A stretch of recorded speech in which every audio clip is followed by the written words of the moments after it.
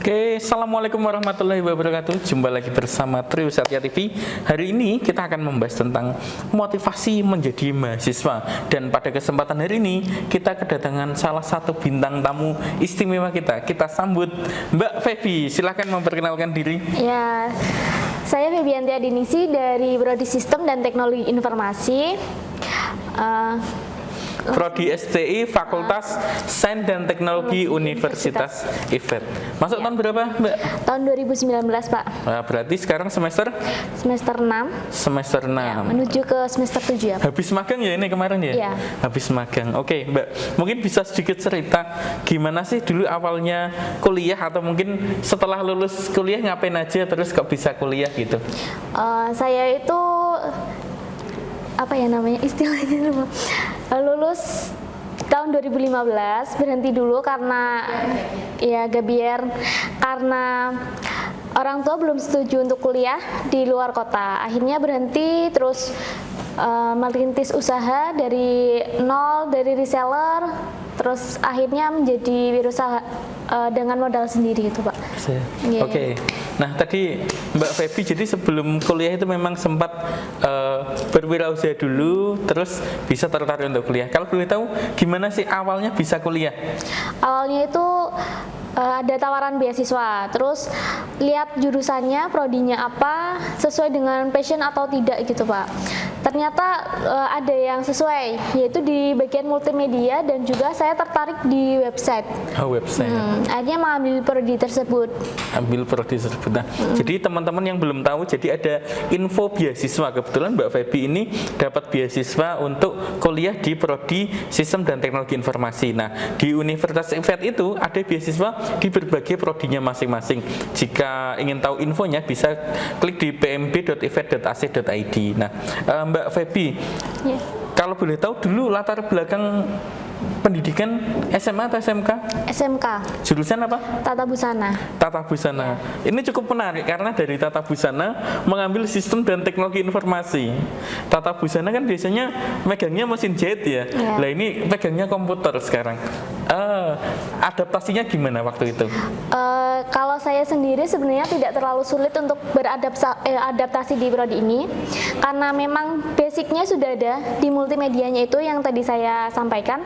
Jadi kenapa tertarik di Sistem dan Teknologi Informasi itu sendiri, karena awalnya itu ingin kuliah di prodi Desain dan Teknologi, Pak. Jadi ada jurusan desain khusus desainer, tapi menujunya ke arah teknologi. Jadi serba, misalnya kita mendesain itu udah dengan teknologi, menjahit juga sudah dengan teknologi, seperti itu, Pak. Jadi memang sebelumnya sudah ada basic untuk desain ya. Jadi untuk penggunaan komputer itu sudah familiar. Jadi tidak apa, kalau orang awam itu kemarin saya ngajar mahasiswa mesin, pegang komputer aja bingung karena lama nggak pegang komputer, biasanya pegangnya obeng sama sepeda motor.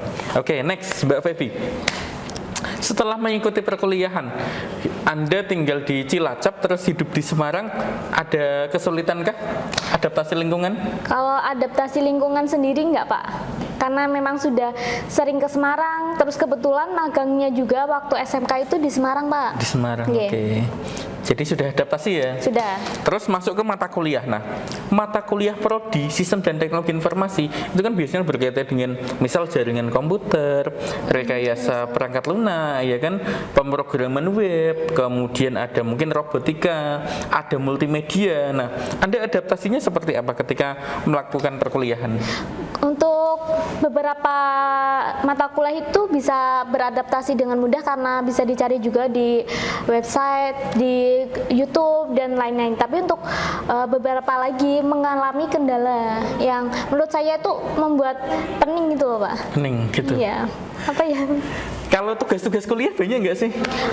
Sangat banyak. Di semester 5 dan 6. Semester 5 dan 6. Tapi masih bisa tercover ya? Masih, alhamdulillah. Nah, itu teman-teman yang kemarin masih belum pede untuk kuliah, optimis saja karena kuliah itu menjadi jembatan kita meraih masa depan. Nah, Mbak Febi sendiri ada motivasi apa sih kalau misal melanjutkan kuliah itu?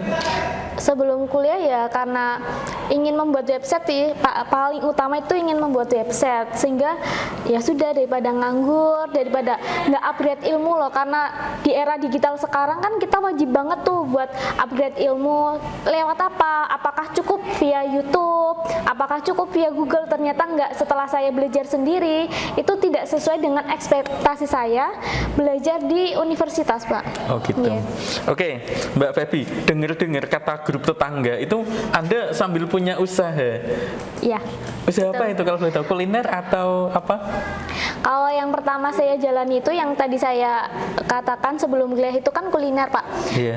Masih berjalan tapi sedang on proses untuk upgrade usahanya biar lebih maju dan berkembang lagi.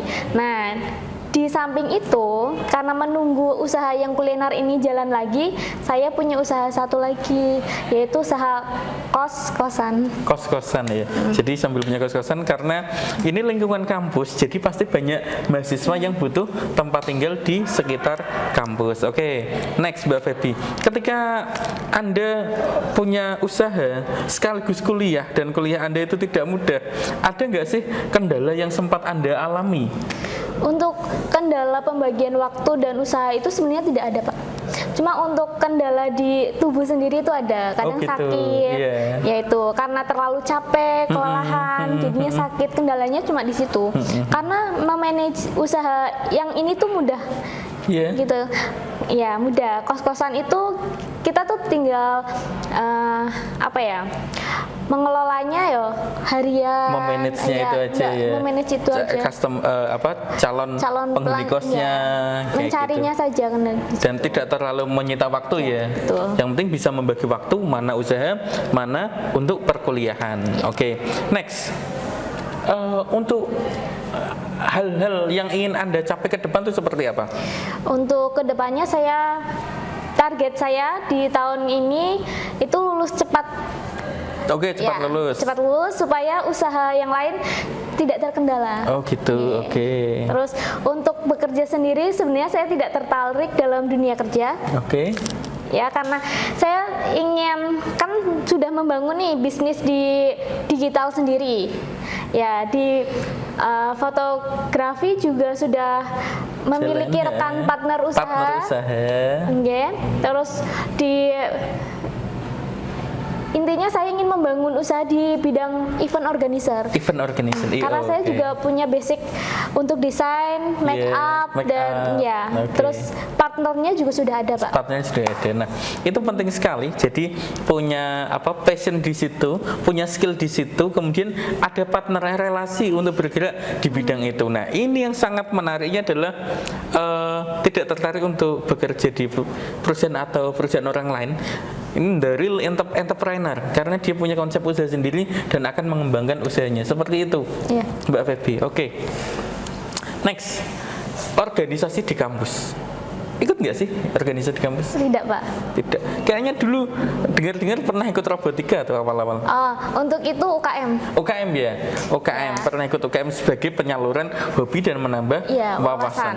Penting nggak sih menambah relasi teman seperti itu? Sangat penting, Pak.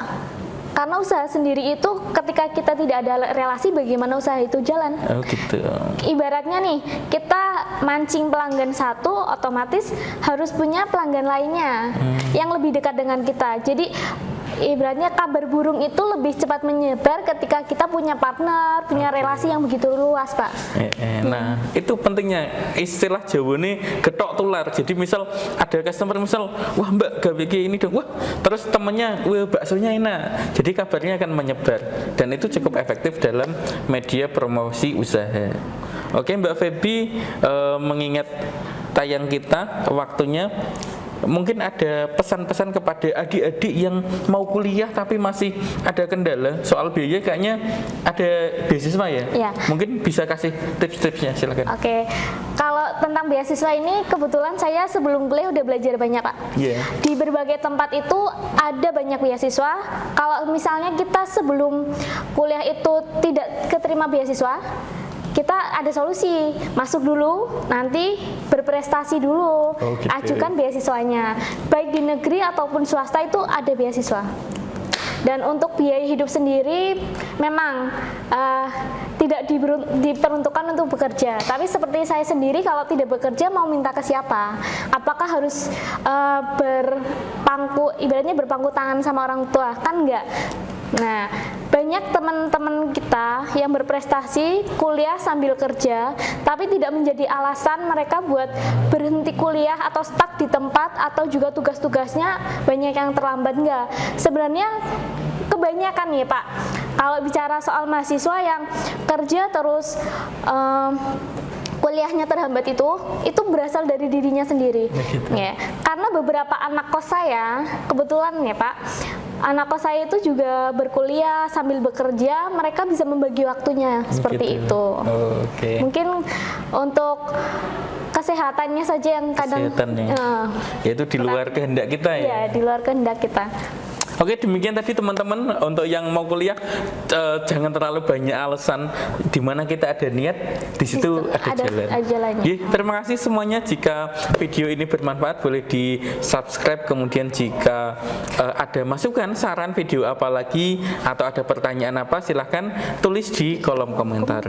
Terima kasih, see you next time. Wassalamualaikum warahmatullahi wabarakatuh.